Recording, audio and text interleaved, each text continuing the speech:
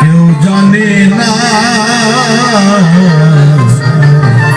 বারে বারে আর আশা হবে না। কার গান? এটা হলো ভবা পাগলার গান। একটা ছোট্ট গল্প বলি। মাওলানা জালালউদ্দিন রুমির নাম শুনেছেন নিশ্চয়ই। জালালউদ্দিন রুমি সে তার সমস্ত কিতাব ডান সাইডে বাম সাইডে রেখে গুরু পদপাদ্যে যখন তার মস্তক দণ্ডপাত করেছিল তখন এই আপনাদের মতো অনেক ভক্ত জালালউদ্দিন রুমির সবাই এসে আন্দোলন করেছে যে হুজুর আমরা কি অন্যায় করেছি যে আমাদেরকে ছেড়ে এই পাগলের কাছে আপনি কি পেয়েছেন? অনেকক্ষণ জালালউদ্দিন রুমি চুপচাপ ছিল।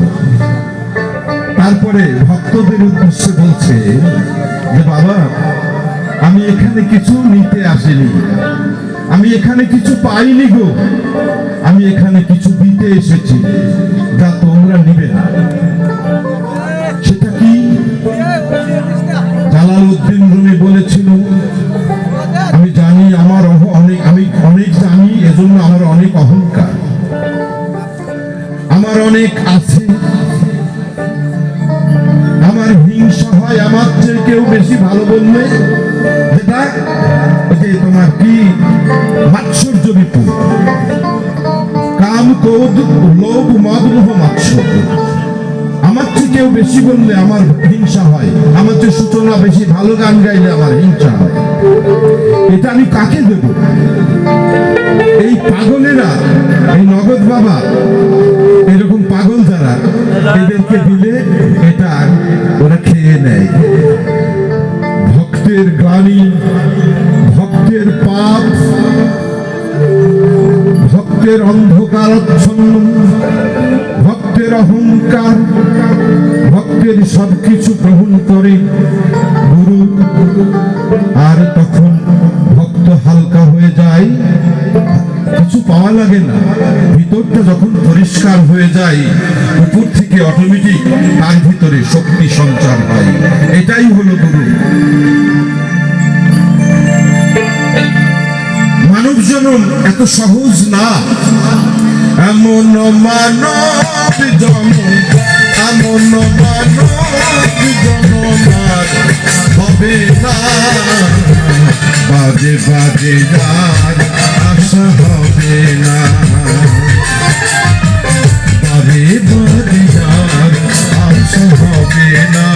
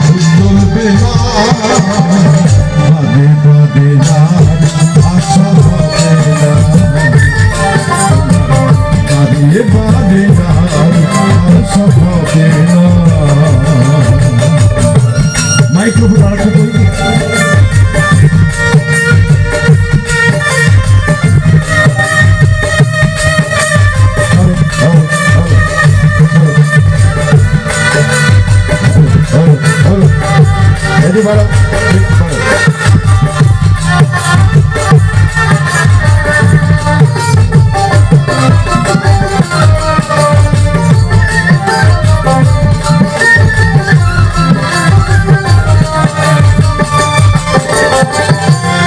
অনেক কথা থাকে অব্যক্ত, বলা হয় না সংসারে, জানতে অজান্তে অনেক অব্যক্ত কথা স্ত্রীকেও বলা হয়নি, সময় হয়নি। স্ত্রীকে বললে সন্তান রাগ করে, সন্তানকে বললে স্ত্রী রাগ করে, দুইজনে জানলে আবার গন্ডগোল শুনে। একটা পিতার মনে, একটা প্রেমিকের মনে এমন অব্যক্ত কথা থাকে যা জীবন শেষ হয়ে যায়, তাও সে কাউকে বলতে পারে না, শেয়ার করতে পারে না, শুধু একটা বন্ধুর কাছে ছাড়া। কিন্তু সে বন্ধু তো পাওয়া খুব কষ্ট।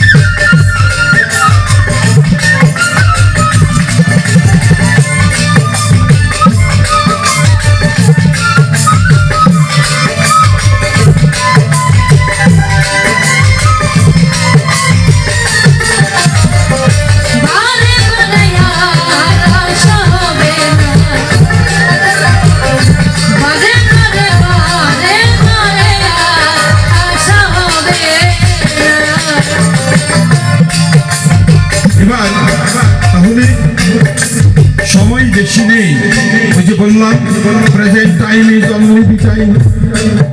এই যে বসে আছি আপনার সাথে, কাল কারো ভাগ্যে কাল সকাল নাও হতে পারে, আবার এমনও হতে পারে শুনতে পাবেন যে সখী মণ্ডল আর নেই। তখন আমাদের কাজ কি যে বিচ্ছেদ হয়ে যাবে তাই কেউ জানে না। তাই খুব সাবধান সাবধান বর্তমান সময়কে, জীবনকে গুরুত্ব দিয়ে আপনারা চলবেন। কারণ হলো কি জানেন, সাবধানে